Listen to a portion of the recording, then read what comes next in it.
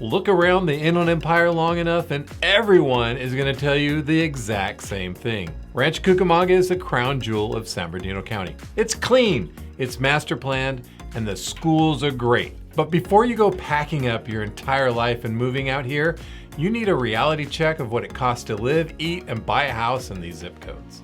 Because let's be honest, Zillow likes to leave out the fine print. Today, we're skipping the shiny marketing brochures, and we're talking about the real property tax numbers, the hidden fees, the absolute best independent food spots you need to know about, and whether the mountain view is really worth the premium price tag.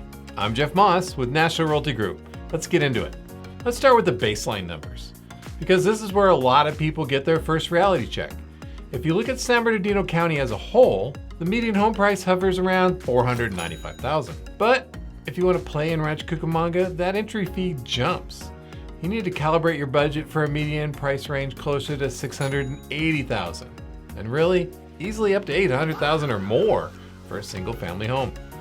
Buying a house here is a massive lifestyle upgrade. There's no question about that.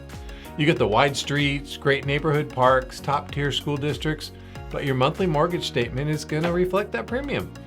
And if you're looking at properties anywhere near Victoria Gardens or the newer northern developments, you have to watch out for the double whammy. High HOAs mixed with Mello-Roos infrastructure bonds. That combo can easily tack on an extra $400 or $500 a month onto your payment. And that does not buy you a bigger backyard or an extra bedroom. That's just the baseline fee to live in the neighborhood. And it strips away about $80,000 of your buying power before you even sit down with a lender. But look, the neighborhood isn't just a stack of loan documents and property lines. It's where you end up Friday night when your brain is completely fried from a brutal commute from LA or Orange County. And if you move here, your weekends are going to revolve around Victoria Gardens. It doesn't really feel like a mall. It feels like a pristine upscale town square where everyone hangs out. But if you want the real local flavor, you got to look past the big national chains. You'll be heading down Foothill Boulevard to trace the old Route 66 paths for hidden gems.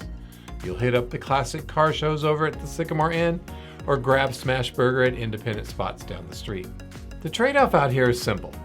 You're giving up the crowded, chaotic concrete of the coast for a clean, family-first community infrastructure where everything you need is about a 7-minute drive away. Just keep in mind, those premium amenities mean your grocery bills and restaurant checks are going to carry that same premium price tag. Now, I hear it all the time from people who live close to the coast. They think the Inland Empire is just a quiet bedroom community where the streets roll up at 8 p.m.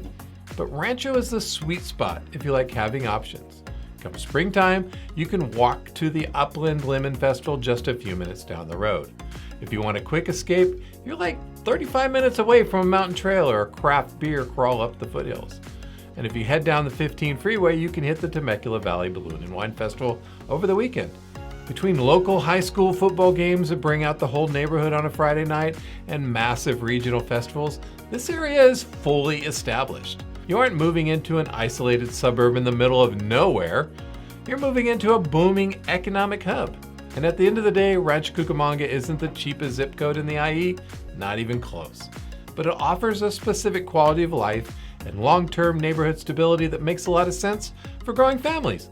And if you're planning a move anywhere across Western San Bernardino or Riverside County and you want an advisory team that looks at neighborhoods through the lens of real data, community lifestyle, and actual numbers, hit that subscribe button. And do me a favor, drop a comment below. If you live in the Inland Empire, what is the #1 absolute best restaurant a newcomer must try on day one? I'm Jeff Moss with National Realty Group. Thanks for watching, and I'll see you on the next local tour.